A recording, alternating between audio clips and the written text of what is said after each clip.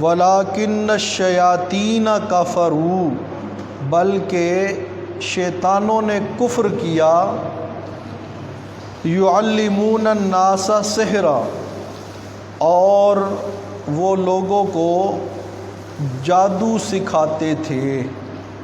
کیا سکھاتے تھے جی؟ اب ذرا یہ توجہ کیجئے گا،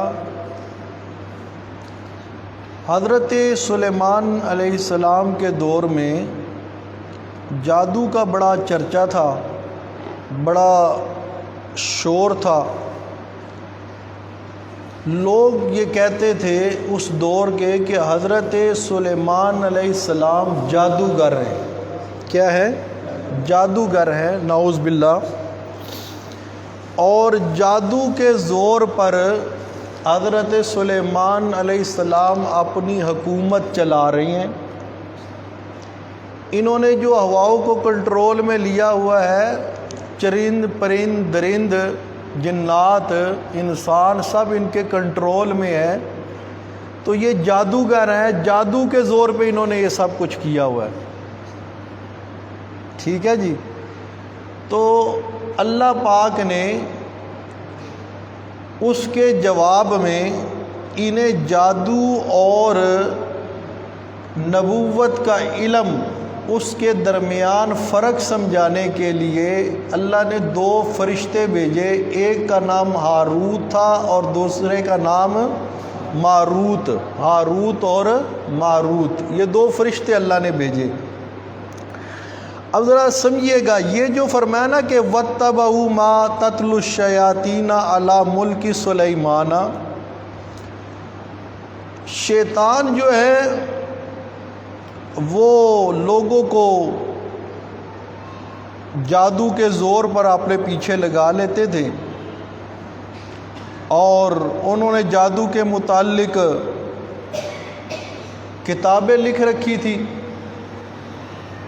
اور وہ کتابیں پڑھ پڑھ کے لوگوں کو کیا کرتے تھے؟ جادو پر مائل کرتے تھے، جادو سکھاتے تھے۔ حضرت سلیمان علیہ السلام نے ان سے وہ جادو کی کتابیں ساری اکٹھی کی، ان سے کھینچ لی، اور کھینچنے کے بعد حضرت سلیمان علیہ السلام نے اسے اپنے تخت کے نیچے دفن کروا دیا، اپنی کرسی کے نیچے دفن کروا دیا۔ اب جب حضرت سلیمان علیہ السلام وفات پا گئے، ان پر اللہ پاک نے موت کا حکم نازل فرما دیا، جیسے آپ سن چکے، فلما قضینا علیہ الموت، ہم نے حضرت سلیمان علیہ السلام پر موت کا فیصلہ کر دیا۔ تو اس کے بعد ان شیاطین نے وہ اپنی جادو کی پوتھیاں، جادو کی کتابیں دوبارہ نکالی، اور لوگوں کو پڑھ پڑھ کر بتانے لگے اور کہنے لگے، دیکھو یہ سلیمان علیہ السلام بھی جادوگر تھے، کیونکہ ان کے نیچے سے جو ہے کتابیں نکلی ہیں کس کی؟ جادو کی۔ کس کی؟ جادو کی۔ اور یہ جادوگر تھے، اور لہٰذا یہ جو ہم کلام پڑھ رہے ہیں جو اصل میں کافرانہ کلام تھا، کیونکہ جادو کفر ہے۔ جادو کیا ہے؟ بولیے، جادو کیا ہے؟ کفر ہے۔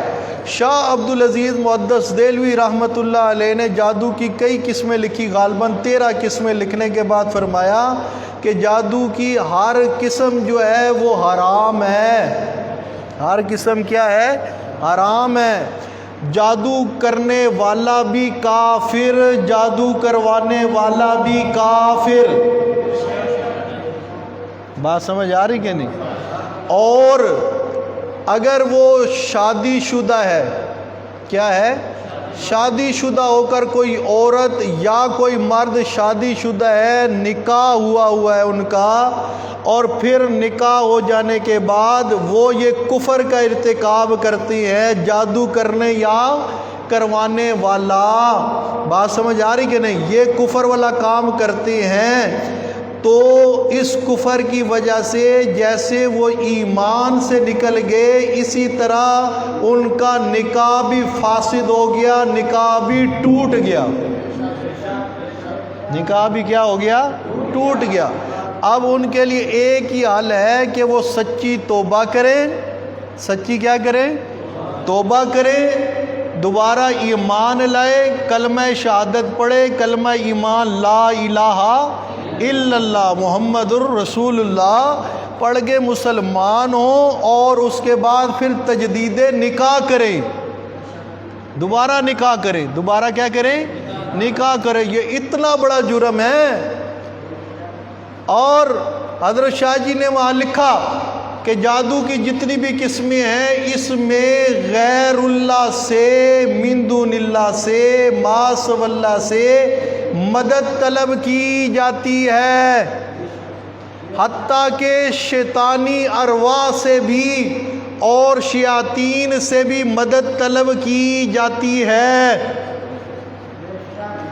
کتنے تویز جو ہے ہمارے پاس آئے، اور ان تویزوں کے اندر لکھا ہوتا ہے یا حامان، یا شداد ہیں، یا فرعون، یا نمرود. اب اندازہ لگائیں، یہ انہوں نے دکانداریاں کھولی ہوئی ہیں، پیر بن کے بیٹھے ہوئے ہیں، سرکار بن کے بیٹھے ہوئے ہیں، مرشد بن کے بیٹھے ہوئے ہیں، روحانی عامل بن کے بیٹھے ہوئے ہیں. روحانی عامل نہیں ہے، یہ شیطانی عامل ہے. یہ کیا ہے؟ شیطانی عامل ہیں. یہ لوگوں کا مال بھی لوٹتے ہیں، لوگوں کا مال بھی لوٹتے ہیں، لوگوں کی عزت بھی لوٹتے ہیں، لوگوں کا ایمان بھی لوٹتے ہیں. اور ہمارے بھی جو ہے اکثر یہ بیماری عورتوں کے اندر پائی جاتی ہے، اور شبہات یہ ہوتے ہیں جی وہ فلاں حسد کرتا ہے اس نے ہم پہ تویز کروا دیے، فلاں ہم سے جلتا ہے اس نے ہم پہ تویز کروا دیے، فلاں میرے بیٹوں سے جلتا ہے اس نے ہم پہ یہ کروا دیا، فلاں میرے خامن سے میرے تعلقات سے جلتا ہے یہ کروا دیا، یہ کروا دیا. وہ اپنے طور پہ جاتی ہے، خامن کو بھی جو ہے اپنی میٹھی باتوں میں لے لیتی ہے. وہ بڑے اچھے پیر صاحب ہیں، بڑے اچھے مولوی صاحب ہیں، وہ بزرگ بابا جی ہیں. ادھر کتنے ہی بابے شیطانیاں کرتے پکڑے گئے ہیں. بات سمجھ آ رہی ہے نہیں؟ ہاں، یہ بابے شابوں کو بھی جو ہے نا ان پہ دھوکہ مت کھایا کرو. بات سمجھ آ رہی کہ نہیں؟ جو اللہ کا باغی ہے، بات سمجھ آ رہی کہ نہیں ہے، اور اس نے لعنت اپنے ذمے لی ہوئی ہے، یہ جادو والی، تو اس سے کسی چیز کا بھی جو ہے کوئی بھی غلط کام کا اس سے جو ہے وہ کوئی بعید نہیں ہے. ہاں جی توجہ کیجئے گا. تو تویز لے کے آ جاتے ہیں، خامن بھی چپ کر کے جو ہے نا کوئی بازو کے ساتھ باندھ لیتا ہے، کوئی گلے میں ڈال لیتا ہے، کوئی پتہ نہیں ران کے ساتھ باندھ لیتا ہے، کوئی کمر کے ساتھ باندھ لیتا ہے. بات سمجھ آ رہی کہ نہیں؟ ہاں، اس لیے اگر ایک بات سمجھیے گا، یہ جو ران شان کے ساتھ تویز باندھنی ہے اور یہ پاؤں کے ساتھ اور ٹانگ کے ساتھ، اگر اس میں صحیح کلام بھی لکھا ہو تو تب بھی یہ کلام اللہ کی توہین ہے، تب بھی یہ جائز ہے. بولیے بولیے، جائز ہے نہیں ہے.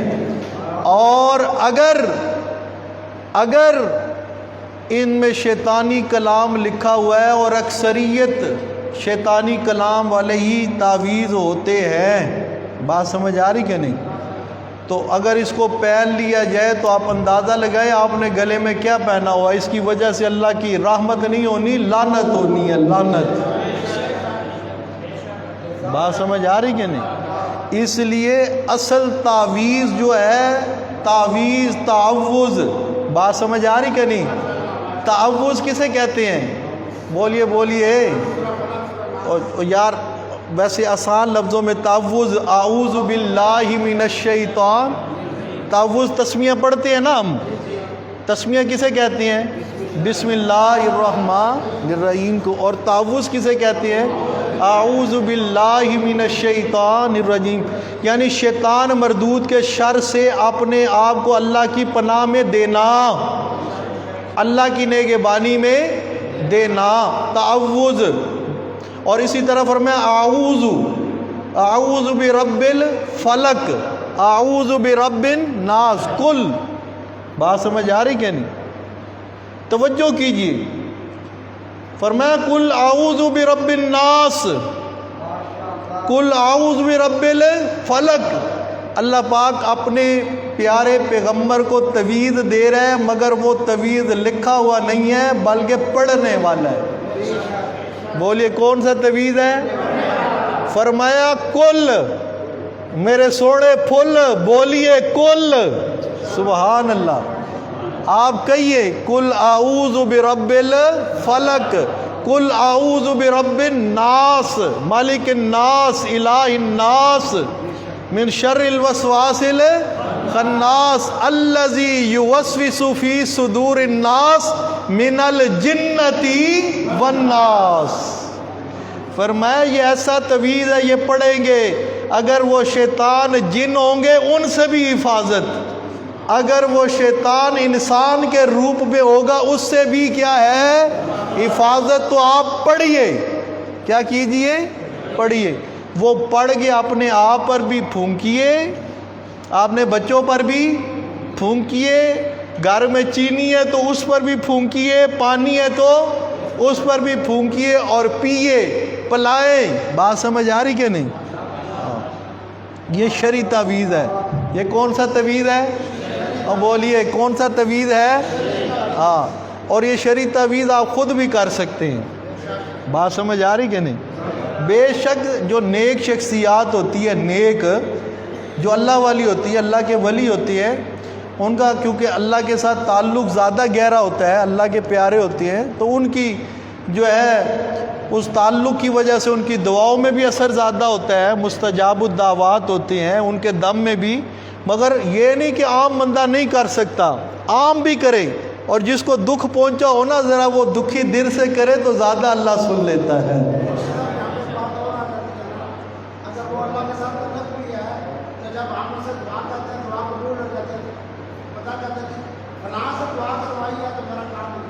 جی، اس لیے زندگی کے اندر بات سنیے، زندہ بزرگ کا وسیلہ بطور دعا لینا یہ حدیث سے ثابت ہے۔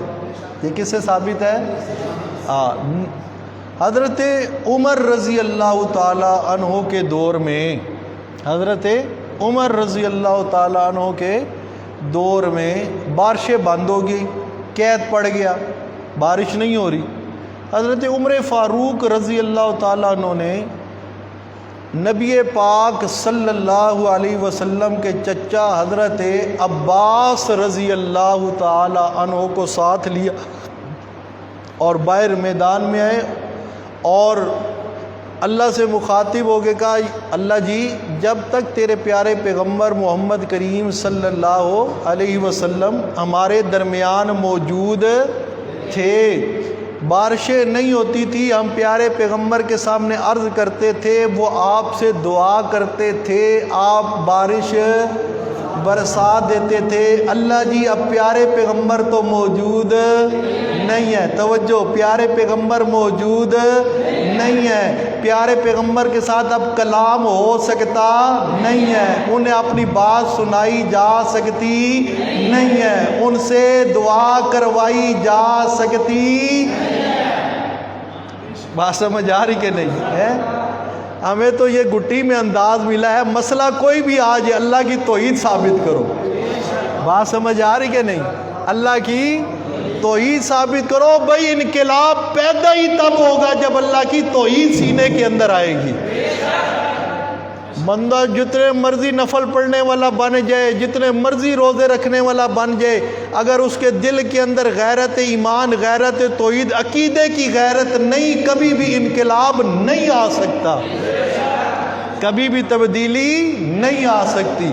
ہاں جی، بات آگے وہی ثابت کرنی ہے، مگر درمیان میں رکیے ذرا۔ یہ جو جا کے مولوی کہتے ہیں جی ہم روزہ رسول پہ گئے، ہم نے عرض پیش کی، ہم وہاں کھڑے ہو گئے، ہم نے رہنمائی لی، قبر پہ کھڑے ہو گئے، کیا لی؟ اب ایک طرف حضرت عمر فاروق ہے، بات سمجھ آ رہی کہ نہیں؟ حضرت عمر فاروق رضی اللہ تعالیٰ عنہ ہیں، حضرت عمر فاروق سے زیادہ یہ سچے عاشق رسول آ گئے ہیں؟ توجہ۔ اچھا، حضرت والد صاحب اس پہ بڑا زور دیا کرتے تھے کہ یہ لفظ عشق جو ہے نا، یہ سوکیانہ لفظ ہے، یہ بازاری لفظ ہے۔ یہ کون سا لفظ ہے؟ بازاری لفظ ہے۔ لفظ عشق استعمال نہیں کرنا چاہیے کہ میں عاشق رسول ہوں، یہ غلط ہے۔ ہم محب رسول ہیں، عاشق رسول نہیں ہیں۔ اللہ نے نبی کے لیے لفظ محبت کا استعمال کیا ہے، وَأَلْقَيْتُ عَلَيْكَ مُحَبَّةً مِّنِّي، ٹھیک ہے۔ پھر میں فرمایا قُلْ إِن كُنتُمْ تُحِبُّونَ اللَّهَ، قُلْ إِن كُنتُمْ تُحِبُّونَ اللَّهَ فَاتَّبِعُونِي يُحْبِبْكُمُ اللَّهُ۔ فرمایا میرے محبوب بننا چاہتے، اللہ فرماتے ہیں میرے محبوب بننا چاہتے ہو، حل ایک ہی ہے، میرے نبی کی اتباع کرو، میرے محبوب بن جاؤ گے۔ لفظ کس کا ہے؟ محبت کا ہے۔ اللہ نے کہیں بھی اور حدیث کے اندر بھی کہیں بھی لفظ عشق استعمال نہیں ہوا ہے۔ عاشق رسول اپنے آپ کو کہلواتے ہیں، فخر محسوس کرتے ہیں۔ یہی عشق کا لفظ یہ اپنی بہن کے متعلق بول سکتے ہیں، مجھے بہن سے عشق ہے؟ کوئی بولتا ہے؟ بولیے۔ مجھے ماں سے عشق ہے؟ بولیے۔ مجھے اپنی بیٹی سے عشق ہے؟ کوئی بولتا ہے؟ نہیں، معیوب سمجھتے ہیں نا۔ میں کو مجھے میری بہن، مجھے اپنی بہن سے عشق ہے، آپ کہیں گے مولوی صاحب شرم کرو، یہ کیا لفظ بول رہے ہو؟ مجھے اپنی ماں سے عشق ہے، بات سمجھ آ رہی کہ نہیں؟ سمجھیے گا مسئلہ۔ مجھے اپنی بیٹی سے عشق ہے، آپ فوراً جو ہے آپ کے کان کھڑے ہو جائیں گے، یہ کیا لفظ بول رہے ہو بھائی؟ عشق، توجہ کیجئے، محبت ہے اصل چیز۔ کیا چیز ہے؟ محبت۔ عشق جو ہے نا، عاشق، یہ بازاری لفظ ہے۔ اگر میں اس کو اپنی سمجھ کے مطابق آسان لفظوں میں آپ کو بتاؤں تو عشق جو ہے اس کے اندر محبت ہوتی ہے مگر ناجائز محبت ہوتی ہے۔ بات سمجھ آ رہی کہ نہیں؟ کیا اے فلاں کڑی دا عاشق ہے بھائی، اب لڑکی سے عشق کرنا یہ جائز تو نہیں ہے نا؟ اب بولیے۔ ہاں، عشق ہمیشہ جو ہے وہاں کیا جاتا ہے، ہوتی تو محبت ہے مگر ناجائز ہوتی ہے۔ کیا ہوتی ہے؟ ناجائز ہوتی ہے۔ اور یہ جو لفظ محبت بولا جاتا ہے یہ جائز کاموں میں بولا جاتا ہے۔ بات سمجھ آ رہی کہ نہیں؟ کس میں؟ یہ ہم محب رسول ہیں الحمدللہ، اللہ ہمیں محب رسول بنائے ہے۔ محبت رسول ایمان کی کنجی ہے، نجات کا ذریعہ ہے محبت رسول صلی اللہ علیہ وسلم۔ اس لیے لفظ عشق نہیں، کیونکہ یہ بولتے ہیں اور ان کی واقعی رسول اللہ سے جو محبت ہے وہ ناجائز محبت ہے۔ دیکھیے نا اللہ کی تقسیم، اور ان کی جو محبت رسول اللہ سے ہے وہ کیا ہے؟ ناجائز محبت ہے۔ ایسی محبت ہے جیسی عیسائیوں کو حضرت عیسیٰ سے تھی۔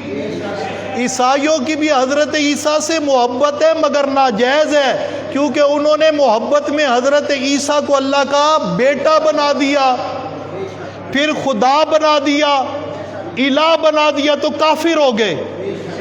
کیا تو محبت میں ہے نا؟ عیسائیوں نے محبت میں حضرت عیسیٰ کا مقام اتنا بڑھایا کہ اللہ بنا دیا، خدا بنا دیا، خدا کا بیٹا بنا دیا۔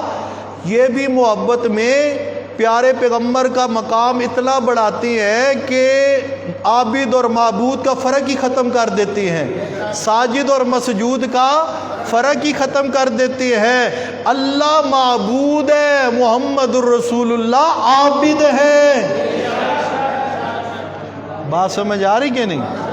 اللہ معبود ہے، محمد مصطفیٰ عابد ہے، اور ایسے عابد ہے جس پر عبادت کو بھی ناز ہے، خود معبود کو بھی ناز ہے۔ بات سمجھ آ رہی کہ نہیں؟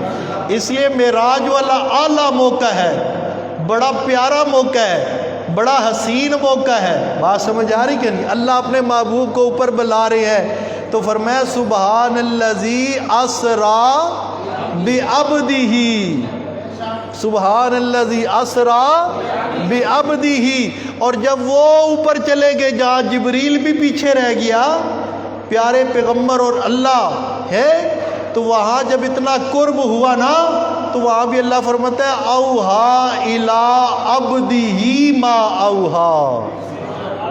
اوے میں معبود تھا، محمد میرا بندہ تھا، محمد میرا بندہ تھا. اس لیے تو ہم جب کلمہ شہادت پڑھتے ہیں کیا پڑھتے ہیں؟ واشہد ان لا الہ الا اللہ واشہد ان محمدن عبدہ و رسولہ. رسول اکرم کے متعلق دو گواہییں کہ آپ اللہ کے بندے اور اللہ کے رسول ہیں. بندہ کسے کہتے ہیں؟ جو عبادت کرنے والا، بندگی کرنے والا ہوتا ہے. کون؟ بندگی کرنے والا. رسول اکرم بندگی کرنے والے. اور بندگی کس کی ہوتی ہے؟ بولیے بولیے، کس کی ہوتی ہے؟ اللہ ہی کی ہوتی ہے. تو یہ رسول اکرم کے ساتھ جو محبت کرتے ہیں وہ ناجائز کرتے ہیں. اللہ والے اوصاف، اللہ والی صفت الوہیت یہ پیارے پیغمبر کے اندر ماننا شروع کر دیتے ہیں. یہ پیارے پیغمبر کے ساتھ ناجائز محبت ہے. خدا خدا ہے، مصطفیٰ مصطفیٰ ہے. مصطفیٰ خدا نہیں ہو سکتا، خدا مصطفیٰ نہیں ہو سکتا. اس فرق کو قائم رکھیں گے تو ایمان والے رہیں گے. اگر فرق مٹا دیا تو ایمان سے ہاتھ دھو بیٹھیں گے. ہاں، اللہ سب سے زیادہ شان والا، اور اللہ کے بعد از خدا بزرگ تو ہی، قصہ مختصر. ساری کائنات ایک پلڑے میں، ساری کائنات کے عابد زاہد نیک انبیاء ایک پلڑے میں، اور آمنہ کا لال ایک پلڑے میں. سبحان اللہ سبحان اللہ. شان اپنی جگہ پر ہے مگر خدا نہیں. خدا والے اوصاف نہیں ہے. خدا والے اوصاف محمد مصطفیٰ میں مانے جائیں گے تو بندہ مشرک بن جائے گا.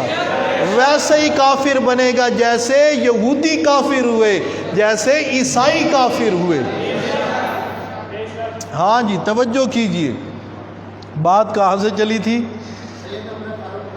سیدنا عمر فاروق رضی اللہ تعالی عنہ نبی پاک صلی اللہ علیہ وسلم کی قبر پر نہیں گئے کہ یا رسول اللہ بارش نہیں ہو رہی، آپ دعا فرمائیے نا اللہ ہم پہ کیا کر دے؟ بارش کر دے. وہاں نہیں گئے. پتہ چلا حضرت عمر کا عقیدہ بھی کیا تھا. پیارے پیغمبر پر جب وفات آ گئی، موت کا فیصلہ ہو گیا، اس کے بعد نہ آپ سن سکتے ہیں، نہ جواب دے سکتے ہیں، نہ دیکھ سکتے ہیں، نہ مشورہ دے سکتے ہیں، نہ ہاتھ باہر نکال سکتے ہیں. بات سمجھ آ رہی کہ نہیں؟ نہ دعا کر سکتے ہیں.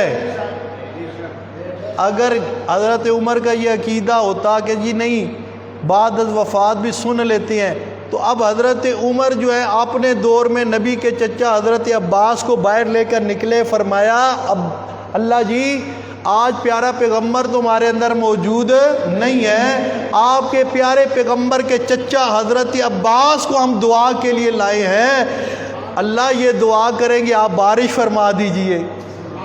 حضرت عباس نے دعا کی، اللہ نے بارش. سبحان اللہ. اس لیے حضرت عباس بزرگ تھے. کیا تھے؟ بزرگ تھے. نبی کے چچا بھی تھے، صحابی رسول بھی تھے، صحابی رسول بھی تھے.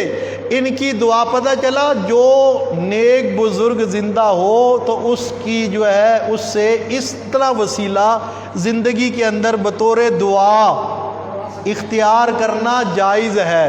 کیا ہے؟ جائز ہے. بعد از وفات ان کو وسیلہ بنانا جائز نہیں ہے. وہ اللہ کے ہاں پیش ہو گئے، نہ وہ دنیا والوں کا کلام سنتے ہیں، نہ جانتے ہیں، نہ پتہ ہوتا ہے. حضرت عباس کا عقیدہ بھی دیکھ لیجئے. جب حضرت عمر کہہ رہے نا اللہ اب تیرے پیارے پیغمبر ہمارے اندر موجود نہیں ہیں، ہم حضرت عباس کو لے کے آئے ہیں جو آپ کے پیارے پیغمبر کے چچا ہیں، تو حضرت عباس کہتے ہیں نہیں نہیں عمر چلتے ہیں نا روضہ رسول پہ، وہاں جا کے دعا کروا لیتی ہے. حضرت نبی پاک کا وسیلہ تو حضرت عباس کے وسیلے سے افضل ہے نا، اس میں تو کوئی شک نہیں ہے نا. مگر وہ افضل وسیلہ چھوڑ کر ادنا وسیلہ جو نبی پاک کے مقابلے میں حضرت عباس کا اختیار کیا، اس وجہ سے کہ جب وفات آ جائے بعد از وفات کوئی بھی ہو وہ دنیا والوں کا کلام سن سکتا نہیں، جواب دے سکتا نہیں ہے۔ بات سمجھ آئی ہے کہ نہیں؟ ہاں جی، تو جادو جو ہے نا، جادو وہ اس کی جتنی بھی قسمیں ہو، اس کے اندر جو ہے وہ پکار کی جاتی ہے کس کی؟ غیر اللہ کی۔ کس کی؟ غیر اللہ کی۔ تو غیر اللہ کی پکار کفر ہے، غیر اللہ کی پکار کیا ہے؟ کفر ہے۔ اور اسی طرح جو ہے یہ جادو جو ہے یہ بھی کیا ہے؟ کفر ہے۔ کیا ہے؟ کفر ہے۔ کرنے والا بھی کافر، کروانے والا بھی کافر ہے۔ تو انہوں نے جو ہے وہ جب کتابیں پڑھ کے شیطانوں نے جو ہے وہ ان کو جو ہے پڑھنا شروع کیا تو کہنے لگے دیکھو نا جی، حضرت سلیمان کے تخت کے نیچے سے ہم نے نکالی ہیں، حضرت سلیمان نے یہ کتابیں لکھوائی تھی یا لکھی تھی، حضرت سلیمان جو ہے غیر اللہ کی پکار کیا کرتے تھے۔ اللہ پاک نے صفائی دی، فرمایا وَمَا كَفَرَ سُلَيْمَانُ، حضرت سلیمان نے کفر نہیں کیا، وَلَٰكِنَّ الشَّيَاطِينَ كَفَرُوا، لیکن شیطانوں نے کیا کیا ہے؟ کفر کیا ہے۔ يُعَلِّمُونَ النَّاسَ السِّحْرَ، بات سمجھ آ رہی کہ نہیں؟ اچھا، یہ آگے جو ہاروت اور ماروت کا قصہ ہے نا جی، ہاروت اور ماروت کا جو قصہ ہے، اس میں فرمایا وَمَا أُنزِلَ عَلَى الْمَلَكَيْنِ بِبَابِلَ ہاروت و ماروت۔ بعض مفسرین نے یہاں وَمَا أُنزِلَ میں ما نافیہ مراد لیا ہے، حالانکہ یہاں ما نافیہ مراد نہیں ہے۔ ہاروت اور ماروت پر کسی چیز کے اترنے کی نفی کرنا یہ قرآن کریم کے سیاق، اس کی جو ہے سیاق اس کی تائید نہیں کرتا، اس لیے کہ ابن جریر رحمۃ اللہ علیہ وغیرہ نے اس کی تردید کی ہے، ابن کثیر نے بھی، اور اسی طرح ہاروت اور ماروت کے بارے میں تفاسیر کے اندر جو ہے نا جی بہت کچھ رتب و یابس لکھا گیا۔ ہاروت اور ماروت یہ کرتے تھے، وہ کرتے تھے، یہ اختیار تھے، وہ اختیار تھے، یہ ہوا وہ ہوا، فلاں کے عاشق ہو گئے، فلاں کا یہ ہوا، فلاں کا وہ ہوا۔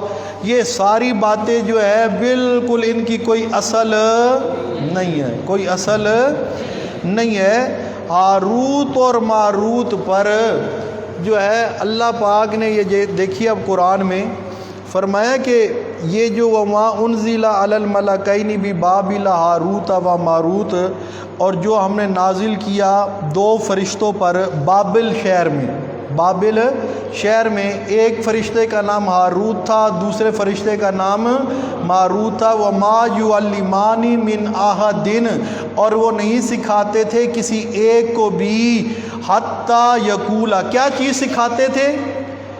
اللہ پاک نے انہیں جادو کا علم دیا تھا۔ کس کا علم دیا تھا؟ جادو کا علم دیا تھا ان فرشتوں کو۔ اور کیوں دیا تھا؟ اب سنیے گا ذرا، دیکھیے گا۔ فرمایا وَمَا يُعَلِّمَانِ مِنْ أَحَدٍ، اور وہ نہیں سکھاتے تھے کسی ایک کو بھی، حتیٰ یہاں تک کہ یقولا، وہ دونوں کہہ دیا کرتے تھے انما نحن فتنۃ، ہم نہیں ہیں مگر کیا جی؟ آزمائش۔ اللہ کی طرف سے کیا ہے؟ آزمائش۔ فلا تکفر، لہذا تم کفر نہ کرو۔ اللہ پاک نے ان کو جادو سکھایا اور انہیں بابل شہر میں بھیجا۔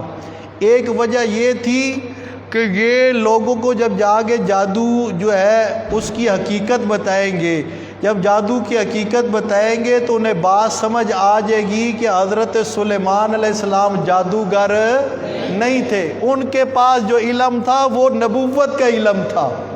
وہ کس کا علم تھا؟ نبوت کا علم تھا، وہ اللہ سے حاصل کردہ علم تھا۔ وہ نبوی علم اور جادوگروں کے علم میں تفریق کے لیے، فرق کرنے کے لیے اللہ پاک نے ان دونوں کو یہ جادو کا علم سکھا کر بھیجا، جادو کا علم سکھا کر بھیجا۔ اور دوسرا مقصد جو تھا وہ یہ تھا کہ لوگوں کو جو ہے نا پتہ چل جائے کہ بنو اسرائیل جو ہے وہ اخلاقی طور پر کتنے گرے ہوئے ہیں، اخلاقی طور پر کتنے گرے ہوئے ہیں کہ وہ شیطانی علم کے پیچھے بھاگ رہے ہیں۔ کس کے پیچھے بھاگ رہے ہیں؟ شیطانی علم کے پیچھے بھاگ رہے ہیں۔ اب ذرا یہ دیکھیے نا، اب ترجمے پر غور کیجیے۔ اب ان فرشتوں نے کہا انما نحن فتنہ، ہم تو صرف کیا ہے بطور آزمائش آئے ہیں، بطور آزمائش آئے ہیں، فلا تکفر، یہ جو جادو ہے نا، یہ جو تم ہم سے سیکھ رہے ہو، فلا تکفر، یہ کفر ہے، یہ کفر مت کرو، یہ کفر مت کرو۔ فَيَتَعَلَّمُونَ مِنْهُمَا مَا يُفَرِّقُونَ بِهِ بَيْنَ الْمَرْءِ وَزَوْجِهِ، اور وہ سیکھتے تھے ان سے اس چیز کو کہ جس چیز سے تفریق ہوتی تھی میاں بیوی کے درمیان، میاں بیوی کے درمیان، یعنی ایسا علم، ایسا جادو کہ جس سے میاں بیوی کے درمیان کیا ہو جاتی تھی؟ تفریق اور جدائی ہو جاتی تھی۔ فرمایا وَمَا هُمْ بِضَارِّينَ بِهِ مِنْ أَحَدٍ، اور وہ نہیں نقصان پہنچاتے تھے کسی ایک کو بھی اس اپنے شیطانی علم کی وجہ سے، جادو کی وجہ سے، إِلَّا بِإِذْنِ اللَّهِ، مگر کس کے اذن سے؟ کس کے حکم سے؟ اللہ کے حکم۔ یعنی یہ جو بابل شہر پر فرشتے آئے تھے ہاروت اور ماروت، اور یہ جو جادو سکھاتے تھے لوگوں کی آزمائش کے لیے، کس کے لیے؟ آزمائش کے لیے، جاننے کے لیے کہ وہ ایمان کے پیچھے جاتے ہیں یا کفر کو پسند کرنے والے ہیں۔ کس کو؟ کفر کو پسند کرنے والے۔ اور بنی اسرائیل وہی 2 نمبر نکلے، وہ کفر کے پیچھے پیچھے بھاگنے لگے، ہمیں بھی جادو سکھاؤ، ہمیں بھی جادو سکھاؤ۔ اور جادو بھی کون سا سیکھتے تھے کہ میاں بیوی میں کیا کروائیں؟ ہاں، میاں بیوی میں کیا کروائیں؟ جدائی کروائیں۔ پتہ چلا یہ کام کافروں کا ہے، یہ والا کام کس کا ہے؟ میاں بیوی خوش ہو تو ان کے پیڑ میں مروڑ پڑ رہے ہوتے ہیں، لوگوں کے بات سمجھ آ رہی کہ نہیں؟ سڑ رہے ہوتے ہیں، یہ کیوں اتنے لڑتے نہیں ہیں، کیوں خوش رہتی ہیں؟ پتہ چلا یہ کام کن کا ہے؟ ان کو لڑانا، علیحدہ کرنا۔ تو فرمایا کہ یہ بھی نہ سمجھ لینا کہ یہ جو جادو ہے اس کا اثر ہو کے ہی رہنا ہے، میاں بیوی میں تفریق ہو کے ہی رہنی ہے۔ فرمایا کہ یہ جادو جو ہے نا یہ مؤثر حقیقی نہیں ہے۔ بات سمجھ آ رہی کہ نہیں؟ فرمایا یہ کسی کو نقصان نہیں پہنچا سکتے الا باذن اللہ، مگر کس کے حکم سے؟ اللہ کے حکم سے۔ بالکل یہ سمجھ لینا جی کہ جادوگر جو ہیں، اگر جادوگروں کا زور چلتا ہوتا تو پوری دنیا پہ وہ قابض نہ ہو جاتے؟ بولیے، اگر جادو کے زور پر لوگوں کو مارنا ہوتا تو کوئی بھی جو ہے، یہ بڑے بڑے سیاسی جن کے پاس ڈالروں کے جو ہے نا بورے پڑے ہوئے ہیں، یہ تو جادوگروں کو ڈالر دے دے کے مخالف کو مار ہی دیتے۔ بات سمجھ آ رہی کہ نہیں؟ نہ روے بانس سے نہ بجے بانسری، مگر بات ایسی نہیں ہے وما ہم بضارین بہ من احد الا باذن اللہ۔ بات سمجھ آ رہی کہ نہیں ہے؟ نفع نقصان کا مالک کون ہے؟ بولیے، نفع نقصان کا مالک کون ہے؟ کوئی جادوگر نفع نقصان کا مالک نہیں ہے۔ اچھا، پھر کوئی اگر یہ اشکال کر دے کہ جی یہ لوگوں کو جادو کیوں سکھاتے تھے، 2 جواب تو میں نے آپ کو بتا دیے۔ یہ بنی اسرائیل کی آزمائش کے لیے آئے تھے، بنی اسرائیل کی آزمائش کے لیے آئے تھے، اور اس سے بھی بڑا مقصد یہ تھا کہ لوگوں کو فرق پتہ چل جائے، لوگوں کو فرق پتہ چل جائے کہ حضرت سلیمان کے پاس جو علم تھا وہ جادو نہیں تھا، جادو تو یہ ہے جو ہاروت اور ماروت سکھا رہی ہیں۔ اور تیسری بات یہ کہ وہ اس لیے سکھاتے تھے، دیکھیں یہ ایسے ہی ہے، آپ مثال سمجھیے، جیسے باطل کی تردید کرنے کے لیے، باطل کی تردید کرنے کے لیے باطل مذہب کا علم کسی استاد سے حاصل کرنا، یعنی ہم نے شیعہ کی تردید کرنی ہے، اہل تشیع کی کیا کرنی ہے؟ تردید کرنی ہے، منکرین صحابہ کی، تو ان کی کتابوں کا مطالعہ ضروری ہے۔ بات سمجھ آ رہی کہ نہیں؟ کہ بھئی انہوں نے کیا لکھا ہے اپنی کتابوں میں، عیسائیوں کی اگر تردید کرنی ہے تو عیسائیوں کی کتابوں کا مطالعہ ایک عالم کے لیے کیا ہے؟ ضروری ہے، پتہ تو چلے نا ان کے عقائد کیا ہیں۔ تو ایک شخص کہتا ہے، ایک عالم کے پاس جاتا ہے، آپ مجھے آل باطل کا جو ہے نا ان کی کتابوں میں جو ان کی چیزیں ہیں وہ آل باطل کی کتابوں ان کا جو علم ہے وہ مجھے سکھائیے، ٹھیک ہے۔ وہ استاد اس کو صرف اسی نیت سے سکھاتا ہے تاکہ تو جاگے ان باطل عقائد والوں کا رد کرے۔ کیا کرے؟ رد کرے۔ اب وہ الو کا پٹھا استاد سے یہ آل باطل کا علم سیکھنے کے بعد خود باطل کی طرف مائل ہو جائے تو اس میں استاد کا کوئی قصور نہیں ہے، اس الو کا اپنا قصور ہے کہ جو باطل کی تردید کے لیے باطل سیکھنا چاہ رہا تھا، ان کے علم کو جاننا چاہ رہا تھا، خود جو ہے وہ مردود ہو گیا۔ کیا ہو گیا؟ قصور اس کا ہے، اس کی بدبختی ہے، سکھانے والے کی بدبختی نہیں ہے۔ اللہ نے ان دونوں فرشتوں کو بھیجا تھا ان کے امتحان کے لیے، اور وہ فرماتے بھی تھے کہ یہ جادو ہے، یہ کفر ہے۔ یہ کیا ہے؟ کفر ہے، اسے مت سیکھو۔ مگر پھر کہتے تھے سکھاؤ، تو پھر وہ سکھاتے تھے ٹھیک ہے تم نے اگر اپنے لیے جہنم کا راستہ اختیار کر ہی لیا تو اب کیا ہو سکتا ہے۔ وہ آئی آزمائش کے لیے تھے۔ تو اس لیے توجہ کیجئے، فرمایا کہ وَيَتَعَلَّمُونَ مَا يَضُرُّهُمْ وَلَا يَنْفَعُهُمْ، وہ سیکھتے تھے اس چیز کو جس سے ان کو کیا ہوتا تھا؟ نقصان ہوتا تھا، نفع نہیں ہوتا تھا۔ وَلَقَدْ عَلِمُوا لَمَنِ اشْتَرَاهُ مَا لَهُ فِي الْآخِرَةِ مِنْ خَلَاقٍ، البتہ تحقیق پکی بات ہے، عَلِمُوا لَمَنِ اشْتَرَاهُ مَا لَهُ فِي الْآخِرَةِ مِنْ خَلَاقٍ، اس کو ان کو پتہ بھی تھا کہ آخرت میں ہمارا کوئی حصہ نہیں ہے، وہ جانتے تھے، اس کے باوجود یہ سارے کام کرتے رہے۔ وَلَبِئْسَ مَا شَرَوْا بِهِ أَنفُسَهُمْ لَوْ كَانُوا يَعْلَمُونَ، اور وہ بدترین چیز ہے جس کے بدلے میں وہ اپنے آپ کو فروخت کر رہی ہیں، بدترین چیز ہے کہ اس کے بدلے میں اپنے آپ کو کیا کر رہی ہیں؟ فروخت کر رہی ہیں۔ آج بھی لوگوں کا یہی حال ہے، انہیں پتہ ہوتا ہے کہ یہ چیزیں، اب دیکھیے کاروبار کے اندر بھی انہیں پتہ ہوتا ہے کہ یہ چیزیں حرام ہیں، کیا ہے؟ حرام ہے، جائز نہیں ہے، مگر صرف دنیاوی فائدے کے لیے کہتے ہیں جی چلو دنیا کا فائدہ لوٹنے کے لیے حرام کاروبار شروع کر دیتے ہیں، حرام کے پیچھے لگ جاتے ہیں، حالانکہ انہیں پتہ ہوتا ہے کہ ہم یہ کام کریں گے اللہ کے ہاں ہم عذاب میں پکڑے جائیں گے، عذاب میں پھنس جائیں گے۔ اسی طرح ان 2 نمبر مولویوں اور پیروں کو پکا پتہ ہے حق کیا ہے، حق کیا ہے، قرآن کیا کہتا ہے، نبی کا فرمان کیا کہتا ہے۔ صرف اپنی دنیا سیدھی کرنے کے لیے، نذرانوں کے لیے، ویلوں کے لیے ہیں، اور اپنے پھیروں کے لیے، ہاں، اور اپنے جو ہے وہ جیب گرم کرنے کے لیے، گاڑیوں کے لیے، بڑی بڑی گاڑیوں کے لیے، اور جو ہے اپنے کر و فر کے لیے یہ دین چھپاتے ہیں، 2 نمبر دین لوگوں کو دیتے ہیں، حالانکہ انہیں پتہ ہوتا ہے کہ اللہ کے ہاں ہمیں اس کا کوئی اجر نہیں بلکہ عذاب ملنا ہے۔ کیا ملنا ہے؟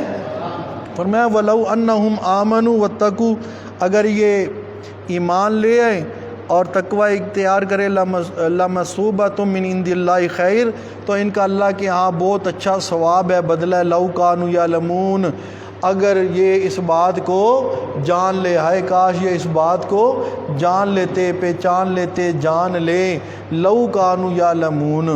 تو یہ جو ہے اس آیت میں مین 2 مسئلے بیان ہوئے۔ ایک مسئلہ یہ کہ حضرت سلیمان علیہ السلام کی طرف جو نسبت کی جاتی تھی کفر کی، جادو کی، یہ غلط ہے۔ یہ کیا ہے؟